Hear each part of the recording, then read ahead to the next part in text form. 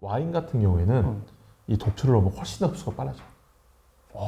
그러니까 좋은 약성분도 흡수를 빨리 시키지만 그렇죠. 나쁜 그것도 독성분도 빨리 흡수를 시키는 거예요. 네. 그렇기 때문에 술은 몸에 좋을 수도 있고 나쁠 수도 있다.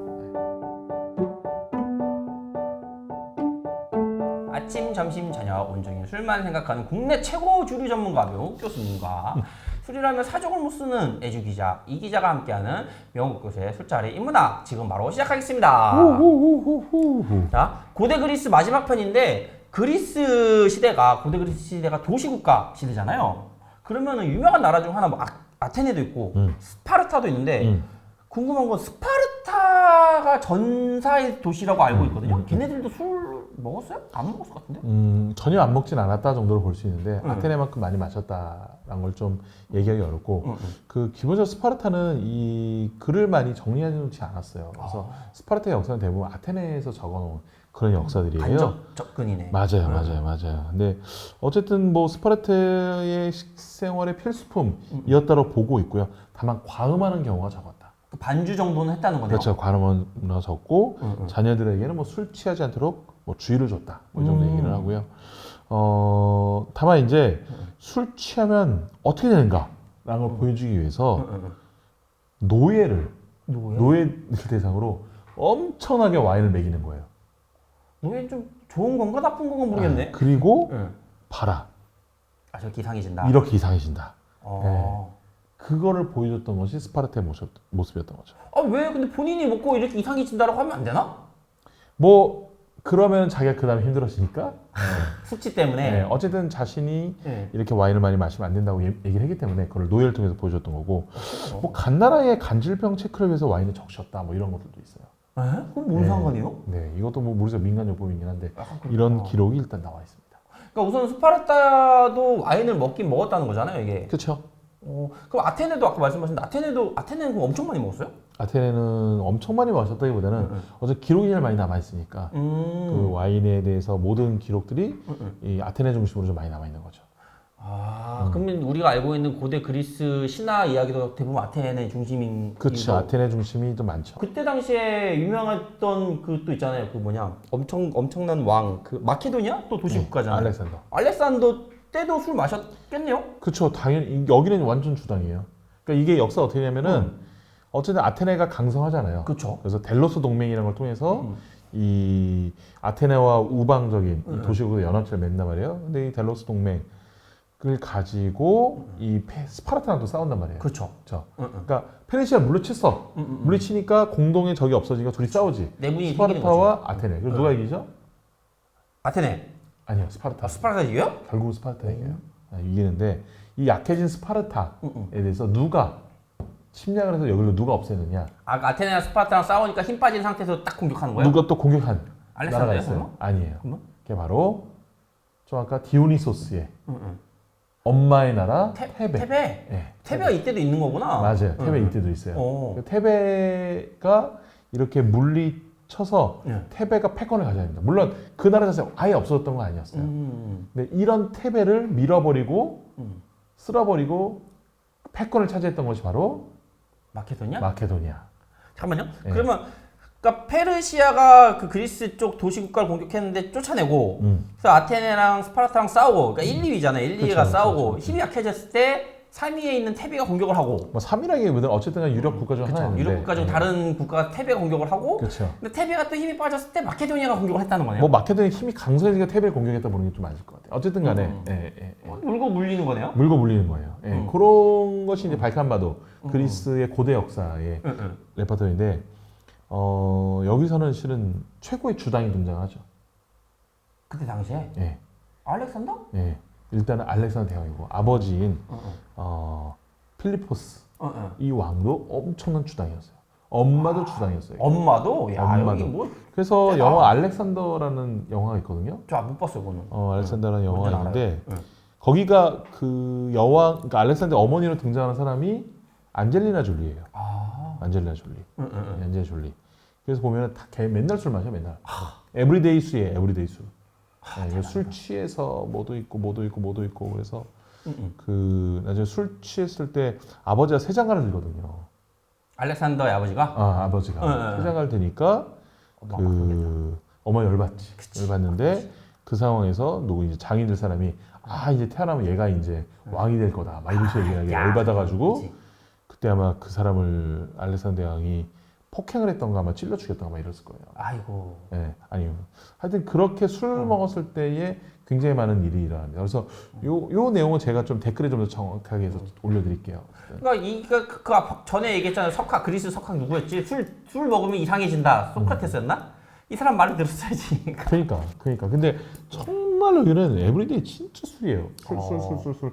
술로 인해 폐도 많이 나오고 뭐도 나오고 정말 많이 나오고. 근데 이게 알렉산더 같은 경우는 제가 알기로는 정복 전쟁을 하다가 돌아가시잖아요. 그렇죠. 그런데 전쟁만 맨날 하는 사람이 술을 많이 먹었다고요? 전쟁 끝나거나 무조건 술 마셔야지. 그 장군들. 와. 그거를 다 섭렵을 하고 그걸 다 스트레스 풀기 위해서. 그리고 실은 와인 같은 거 잘 안 상한단 말이에요. 다른 거에 비해서. 알코올 도수 높기 때문에. 그러니까. 비교적 덜. 그러니까 끝나고 무조건 마셔야겠다. 그럼 이 마케도니아는 뭐 다른 아테네나 뭐 스파르타랑 이런 같은 와인이에요? 그때 뭐 그리스 얘기했을 때 막 약초 넣고 막 약술로 비슷하다고 봐요. 비슷하다고 봐요. 그 부분은 비슷하다고 보고 결과적으로 이 알렉산더 대왕의 스승이 누구였는지 알죠? 몰라요. 아리스토텔레스예요. 아 그래요? 네, 아리스토텔레스예요. 그 월드가 많구나. 플라톤, 소크라테스, 플라톤, 아리스토텔레스, 알렉산더 대왕까지 이어지는 거예요. 그러네. 알렉산더 대왕이 동방을 정복을 했잖아. 인도 북부까지 정복을 했단 말이에요. 그러면서 그 대제국을 세우면서 이 스승이었던 아리스토텔레스의 책이 그저 넘어가죠.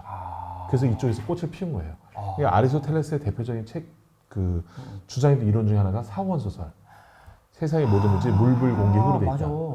그래서 물불공기 흐로 돼 있으니 이거를 조합하면 연금술, 금을 만들 수 있다. 그게 나중에 쭉 가가지고 연금술이 되는구나. 그렇죠. 그게 아리스토텔레스 철학이에요. 거기서 나온 것이 증류주, 위스키, 스피릿, 그리고 뭐 보드카 이런 거 다 나왔다고 했잖아요. 그러니까 실은 알렉산더 대왕이 그 역할을 굉장히 크게 한 거예요.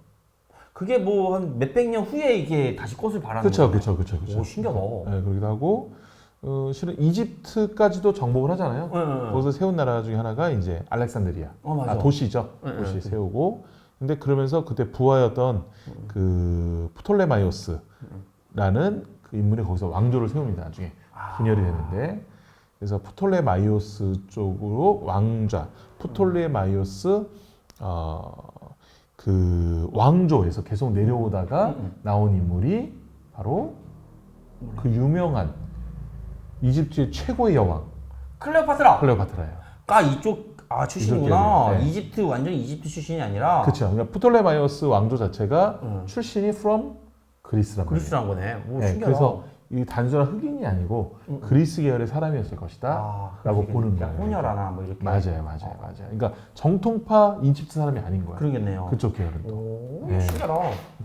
아무튼 지금 제가 수차례에 걸쳐 고대 그리스에 대해서 쭉 다뤄봤는데 좀 간략하게 한번 좀 짧게 빡 정리를 한번 해주시면 고를 것 일단 같아요. 알렉산더 대왕의 그 죽음. 그러니까 알렉산더 대왕이 되게 일찍 죽잖아요. 32인가? 그쵸. 무슨 병 걸려서 죽는 건가? 그래서 죽는데 그 일설에 따르면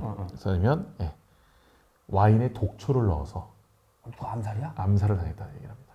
그 얘기도 있어요. 자, 근데 와인 같은 경우에는 이 독초를 넣으면 훨씬 더 흡수가 빨라져. 그러니까 좋은 약성분도 흡수를 빨리 시키지만 그쵸. 나쁜 그것도 독성분도 빨리 흡수를 시키는 거예요. 그렇기 때문에 술은 몸에 좋을 수도 있고 나쁠 수도 있다. 그래서 우리나라도 사양 마실 때 술을 넣었다는 이런 기록들이 몇 가지 보여요. 본 적 있어요. 네, 맞습니다. 그래서 어쨌든 간에 너무 과음을 하면 안 된다라는 것이 이제 이 알렉산더의 모습이기도 하고요. 그리스 같은 크레타 문명부터 시작을 하자면은 정말 어마어마하죠. 크레타 문명, 뭐 미케네 문명, 폴리스 때 델로스 문명, 델로스 동맹, 그리고 페르시아 전쟁, 이 펠로폰네소스 전쟁, 뭐 이런 시작하면 진짜 어마어마하기 때문에 근데 결론적으로 보면은 결국 이 동양인 페니키아 쪽에서 상당히 영향을 많이 받았다. 그래서 이 와인의 역사에 있어서는 동서양을 단순히 칼로 무자르듯 나눌 수는 없다. 연결돼 있고 그거 자체가 그 인류가 이렇게 하나씩 밟아온 네 것 내 것이 아닌 문화는 공통의 소유물이다. 볼 수 있는 것이 이런 그리스의 사례가 아닌가 싶습니다. 저도 진짜 그 교수님이랑 이렇게 얘기하기 전에는 그냥 와인은 그냥 이탈리아 로마에서 나왔구나. 그래서 그냥 서양에서 자연스럽게 나왔구나라고 생각했는데 보면은 뭐 이집트에서 영향 왔고 이집트는 저기 중동, 아시아, 그렇죠. 서아시아죠. 어떻게 보면 서아시아의 영향을 받았다는 거잖아요. 맞아요. 야, 신기해. 그럼 어떻게 보면 아시아의 술이네. 뭐 아시아 술이보다는 모든 인류의 술인 것 같아요. 그래서 와인이 어려운 거예요. 각각 그 나라마다 다 이름을 외워야 되잖아. 그러니까요. 그 나라의 토양이 있고 기후까지 다 외워야 되잖아. 그러니까 그러니까 와인이 어려운 거예요. 이렇게. 너무 복잡해. 이집트도 공부해야 되지, 그리스도 공부해야 되지, 뭐 이탈리아도 공부해야 되지, 그러니까. 이쪽에 뭐 아르메니아, 조지아 와인도 공부해야 되지. 공부 끝이 없는 거야 이게. 그러니까 소주 같은 경우는 그냥 뭐 나라가 많지는 않으니까. 근데 이거는 뭐 동서양을 왔다 갔다 하고 맞아요. 신대륙까지 넘어가니까 나중에는 그러니까. 너무 어렵다 와인. 그래서 와인이 와인 학이라고 얘기할 수 있을 정도로 이게 정말 커져가고 있다. 그래서 와인에 대해서 할 얘기가 더 많아요. 아직도 더 많았어요. 그러니까. 이제 시작이에요. 고대 그리스니까. 고대 그리스니까. 이제는 이제 고대 그리스입니다. 이제 고대 그리스고 로마 가고 로마 가고. 중세도 가야 될 거 아니에요. 가야죠. 그래야지 뭐 중세 뭐 이집트, 프랑스, 뭐 영국 이렇게 나오죠. 맞습니다. 이탈리아. 또 이 얘기는 스포예요. 다음에는 뭘 가지고 얘기할까요? 다음에는 로마로 한번 건너보겠습니다. 알겠습니다. 자, 좋아요, 구독, 알림 부탁드릴게요. 안녕. 맞습니다.